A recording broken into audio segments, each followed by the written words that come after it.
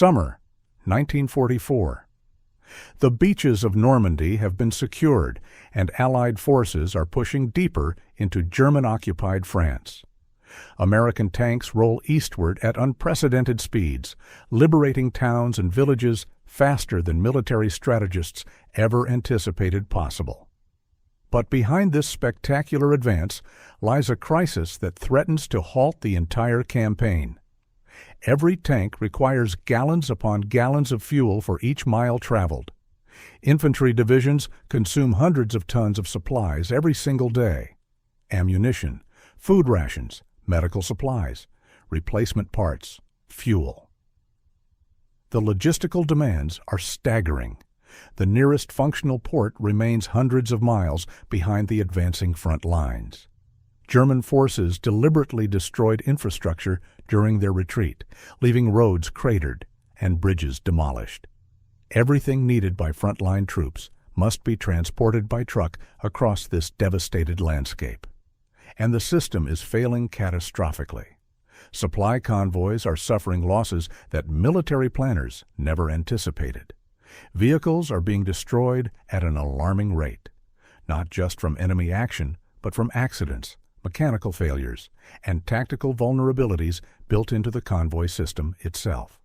At military headquarters, senior officers stare at maps and logistics reports with growing alarm.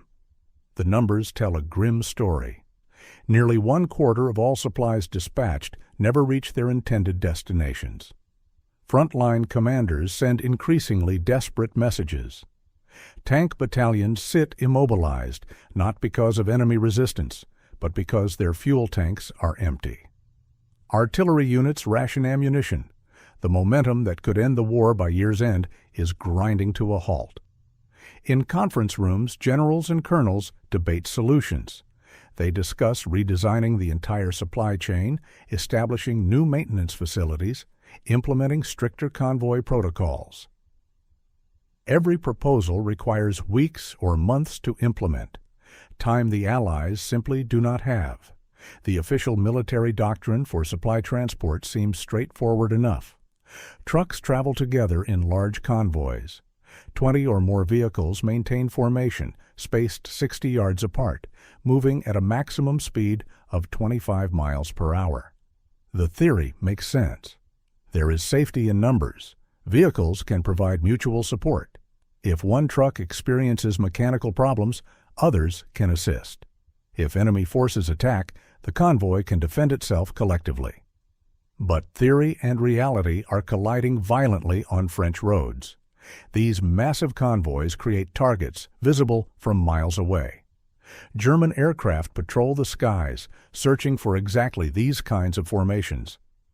When Luftwaffe fighters spot a convoy, they have discovered not just one truck, but 20 or 30 trucks bunched together in a predictable formation. The attack pattern has become grimly routine. German pilots sight the convoy. They circle to optimal attack position, the lead vehicle in the E. Convoy spots the incoming aircraft and signals a halt. The entire formation stops. And then the trucks become sitting targets. The spacing that was supposed to provide safety instead creates a perfect killing zone. The trucks at the front cannot move forward because procedure requires them to wait. The trucks at the rear cannot retreat because the entire formation must remain together. Everyone simply sits and waits for the attack. Even when convoys avoid air attack, the system creates other catastrophic vulnerabilities. When one truck breaks down, the entire convoy must stop and wait for repairs. When accidents occur, they tend to be multi-vehicle disasters because trucks are traveling in close proximity to one another. The mathematics are brutal. Official reports document that 23% of supplies dispatched in convoy formation fail to reach frontline units. Nearly 1/4 of everything shipped is lost before delivery. Vehicles burn, supplies scatter across roadsides, drivers die. And the entire Allied advance falters because the logistical backbone cannot sustain the operational tempo. At supply depots, another inefficiency compounds the problem. Trucks arrive throughout the day, but they cannot depart until enough vehicles have assembled to form a proper convoy. Drivers wait for hours, sometimes an entire shift, while their trucks sit idle and supplies remain undelivered. The waiting creates backlogs at loading facilities. It delays return trips. It reduces the overall throughput of the entire supply system. But military doctrine is clear. Convoys depart together at scheduled times in proper formation. Everyone knows the system is broken. Nobody knows how to fix it. Technical Sergeant Raymond Kowalski sits in his truck cab, watching smoke rise from another destroyed convoy. 8 vehicles, overturned or burned out. Supplies meant for frontline troops now scattered and useless. Kowalski is 34 years old. Before the war, he spent 15 years driving commercial trucks through Pennsylvania's challenging terrain. Mountain roads in winter, narrow highways in fog, long-haul routes where efficiency meant the difference between profit and bankruptcy. He never attended military academies. He has no formal education in tactical theory. He is simply a working-class driver who understands trucks, roads, and the practical realities of moving cargo from point A to point B. The Army drafted him in 1943. After minimal training, they sent him to France to drive supply trucks for the newly established Red Ball Express, the emergency logistics operation designed to keep the advancing armies supplied. Now he sits and watches good men die because military doctrine does not match operational reality. Kowalski has driven numerous convoy missions over recent weeks. Each mission follows the same pattern. Trucks assemble. They wait for the full convoy to form. They depart together. They travel in tight formation at WWII mandated speeds. And each mission suffers casualties. But Kowalski has noticed something that apparently escaped the attention of the officers planning these operations.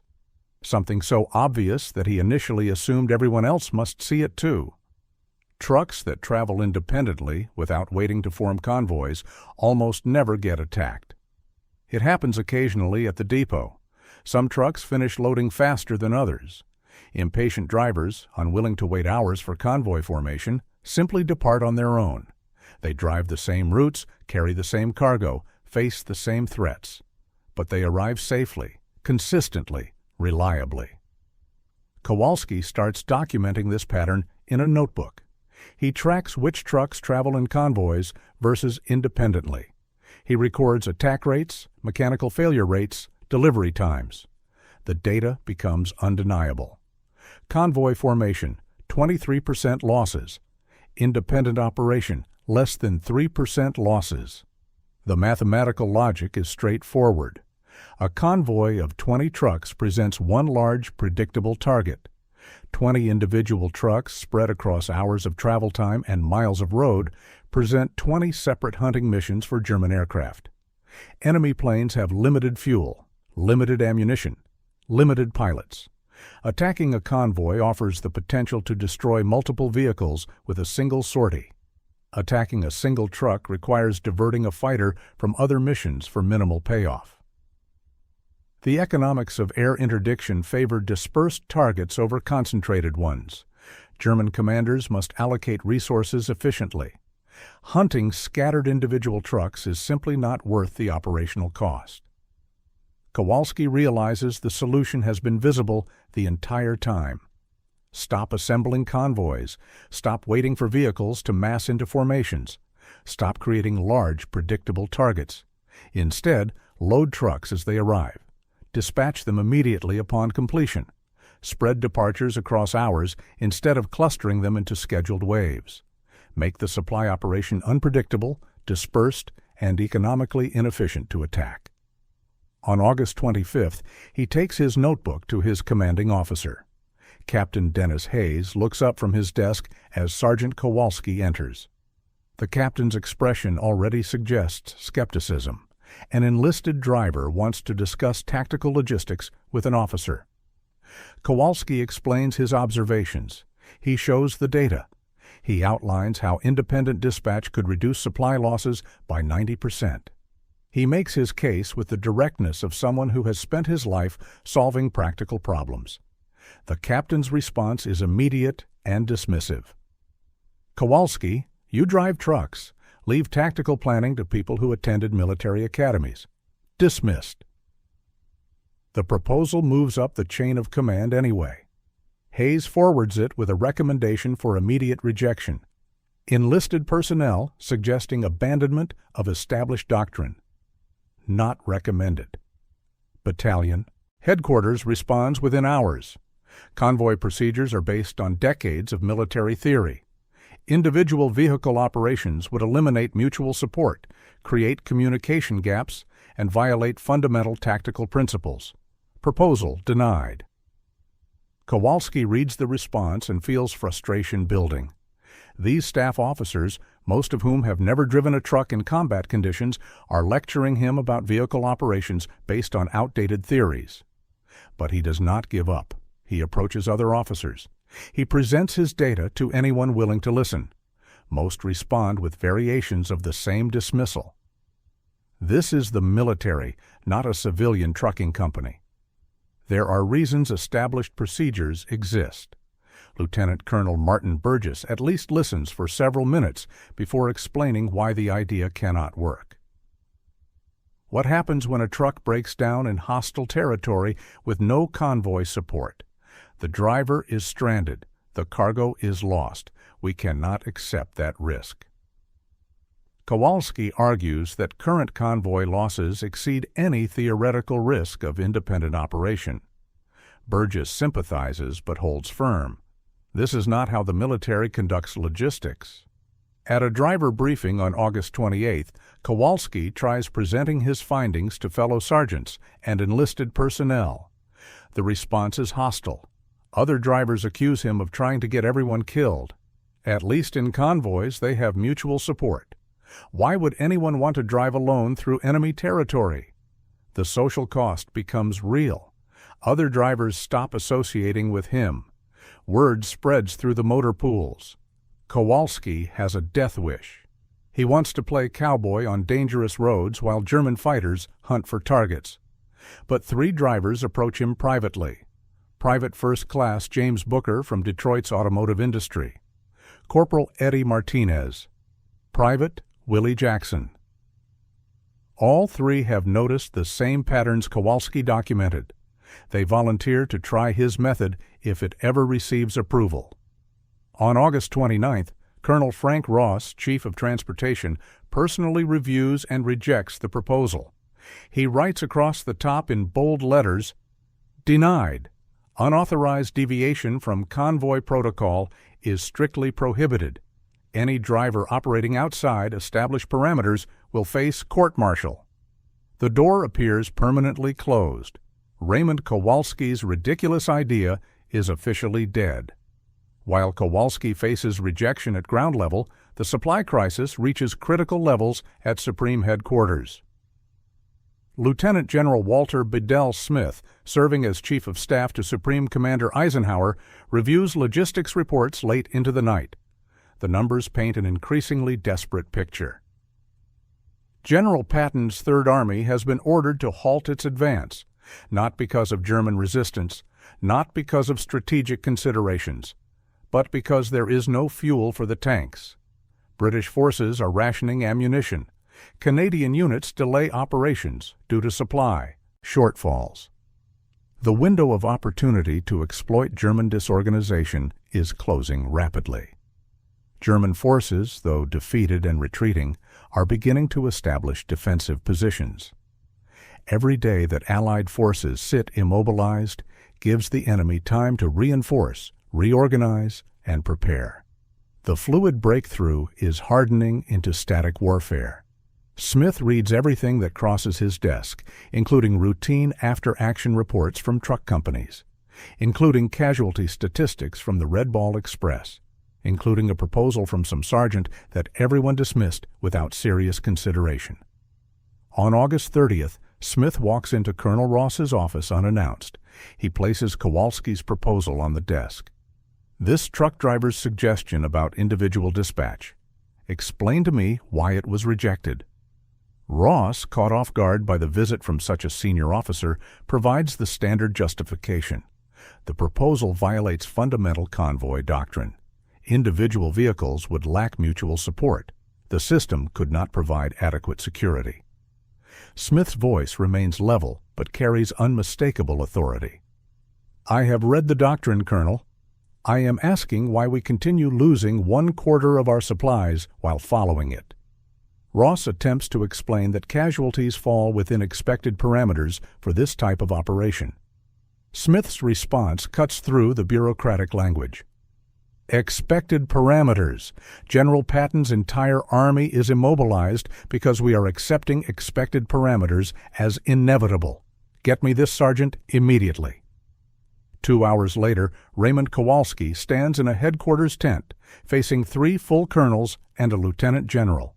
He wears work coveralls that smell of diesel fuel.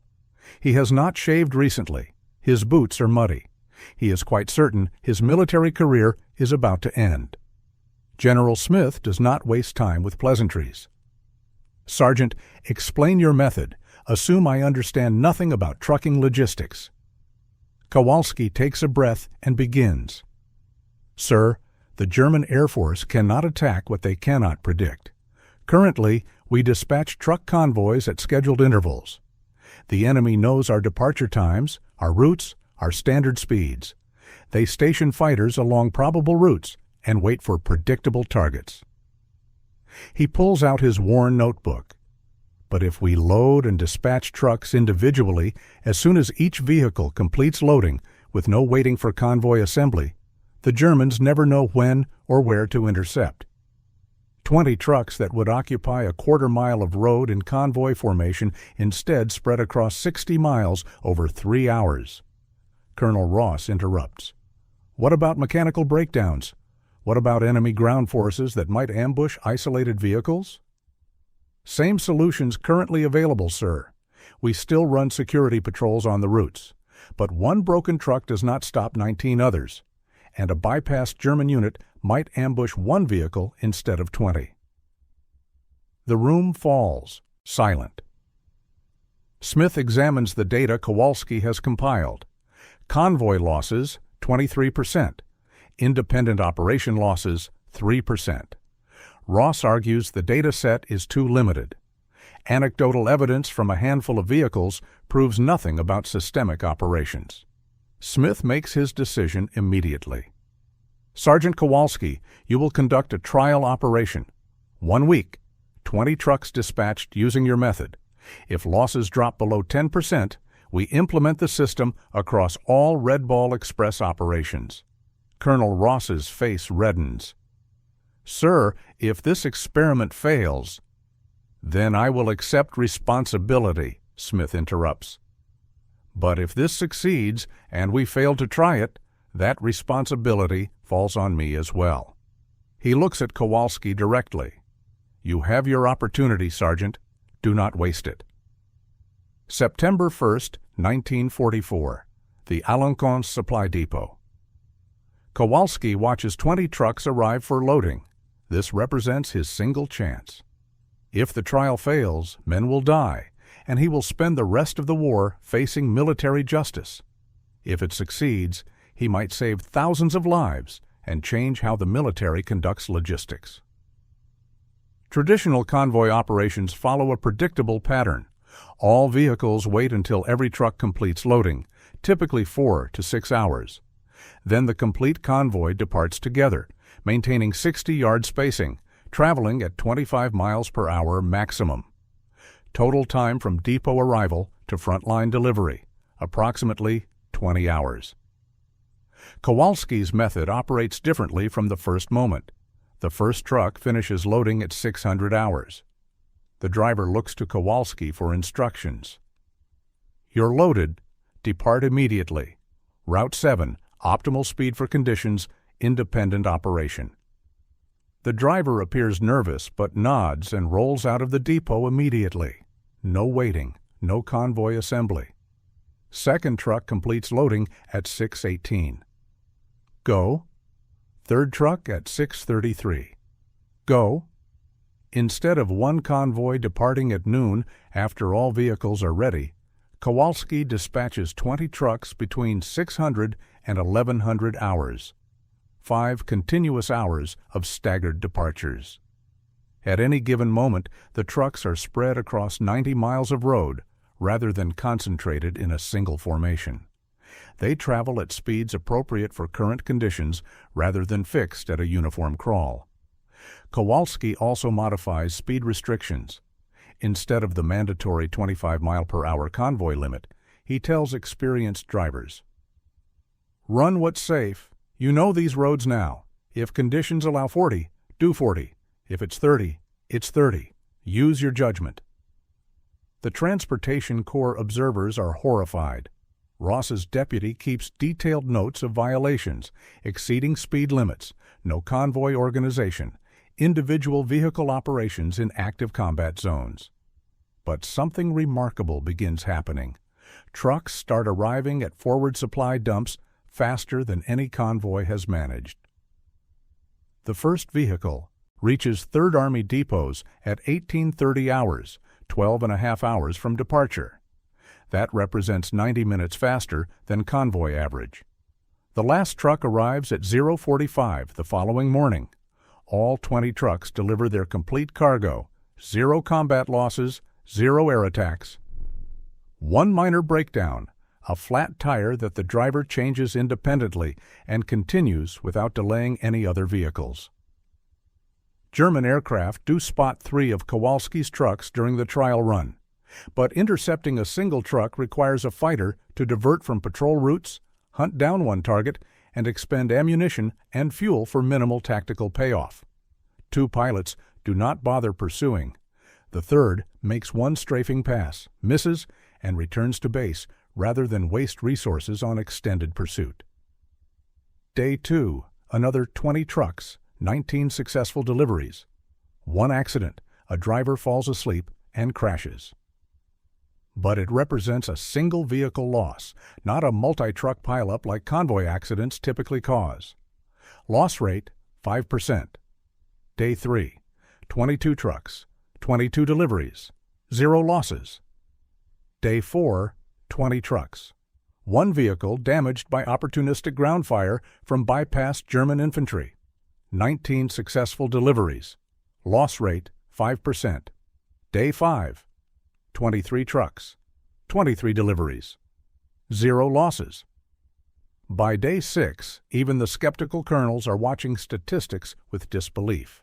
Kowalski's method is reducing supply losses from 23% to less than 3%, a 90% reduction, and trucks are delivering cargo faster than anyone considered possible. The German Luftwaffe records their own frustration. Intercepted radio communications reveal fighter pilots complaining to ground control. Allied trucks no longer travel in predictable patterns. Individual vehicle interdiction requires excessive fuel expenditure for minimal results. Squadron commanders are redirecting fighters to other mission types rather than waste resources hunting scattered trucks. September 7, 1944. General Smith issues his order.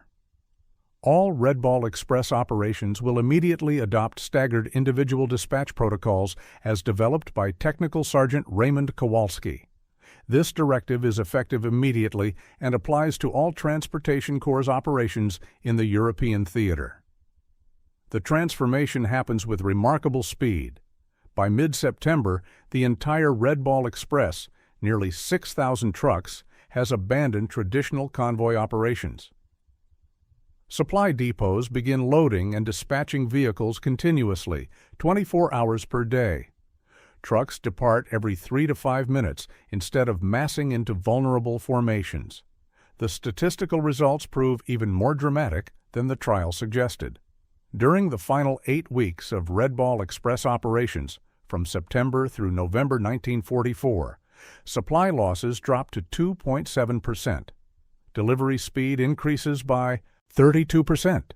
The volume of supplies reaching frontline units more than doubles. Patton's Third Army receives enough fuel to resume its advance toward Germany.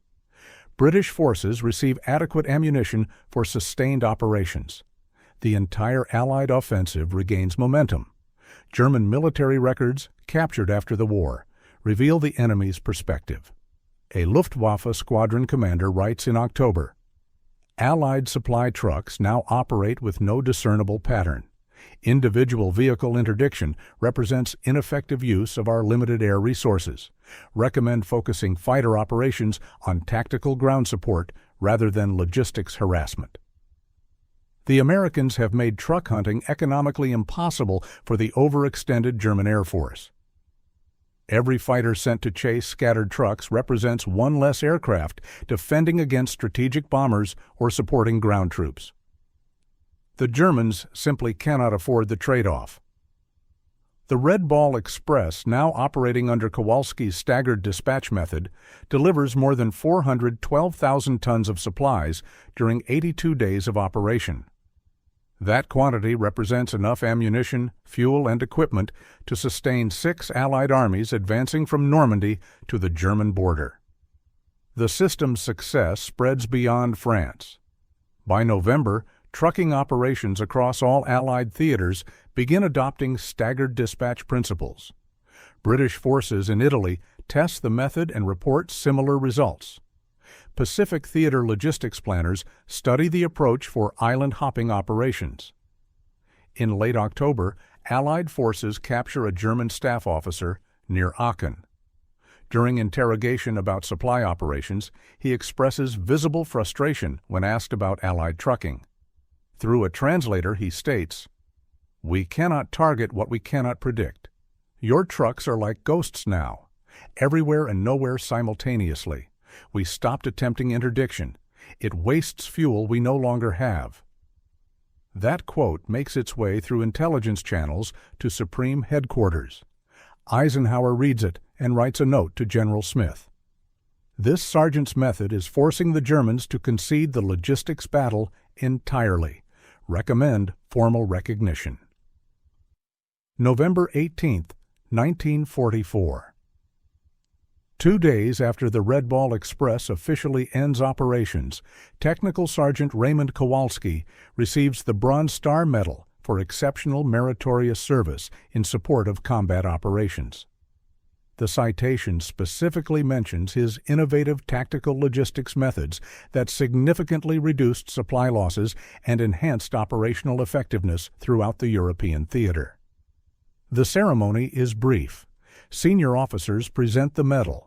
Photographers take pictures for official records.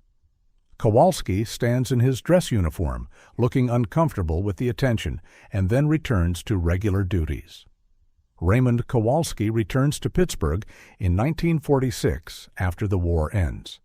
He goes back to driving commercial trucks, the same profession he pursued before military service. No book deals materialize, no speaking tours, no national recognition. Just a Bronze Star in a drawer and memories of a few weeks in France when his unconventional idea actually worked. But military institutions do not forget. The United States Army Transportation Corps formally adopts staggered dispatch protocols as official doctrine in 1947. The method becomes required curriculum at Fort Lee, Virginia, the transportation school, where every logistics officer studies the case of the Pittsburgh truck driver who rewrote convoy theory under combat conditions. During the Korean War, military supply operations utilize variations of Kowalski's dispersed logistics approach. The Berlin airlift incorporates similar principles of continuous staggered operations rather than mass formations. Vietnam-era logistics, planning references, the methodology. Desert Storm operations in 1991 employ advanced versions of dispersed, unpredictable supply chains. In every subsequent American military operation, Iraq, Afghanistan, and beyond, logistics operations use evolved variations of Kowalski's fundamental insight. Concentration creates vulnerability, while dispersion creates resilience. Modern military trucks feature GPS tracking, satellite communications, and encrypted coordination systems. Technology has advanced dramatically, but the core principle remains identical to what Kowalski figured out in his notebook while watching convoys burn.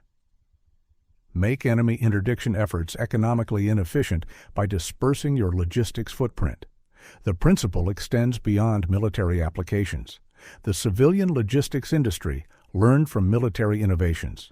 Modern just-in-time delivery systems, staggered scheduling, and distributed warehouse networks all trace intellectual lineage to the same fundamental insight that emerged from World War II supply operations. Companies like Amazon, FedEx, and UPS dispatch vehicles continuously throughout operational hours rather than in scheduled waves. They use distributed networks rather than centralized hubs. They prioritize unpredictable, dispersed operations over concentrated, scheduled formations.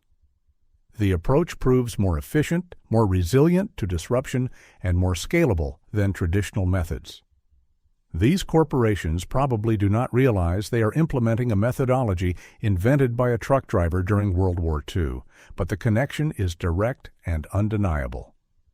In 2003, the United States Army Transportation Museum at Fort Lee opened an exhibit dedicated to the Red Ball Express. One section focuses specifically on Raymond Kowalski's contribution. His original notebook, where he tracked convoy losses and calculated the mathematics of dispersed operations, sits in a display case. Next to it, a photograph shows him standing beside his GMC Jimmy truck, cigarette in hand, looking exactly like what he was, a working-class driver who understood his profession more thoroughly than academic theorists.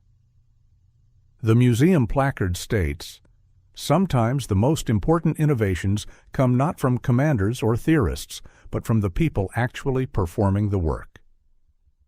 Raymond Kowalski died in 1983 at age 73. His obituary in the Pittsburgh Post-Gazette mentioned his Bronze Star but did not elaborate on the achievement that earned it. Just a brief note. Retired truck driver, military veteran, quiet man who served his country.